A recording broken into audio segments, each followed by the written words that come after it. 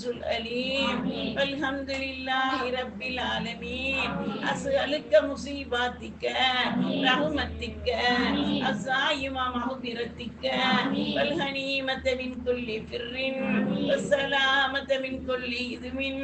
لا دهر لي ذنبا إلا غفرته ولا هما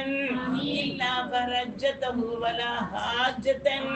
ليرك لن إلا هليتها ويسرتها يا أرحم الراحمين يا أكرم المكرمين يا رب العالمين يا رب العالمين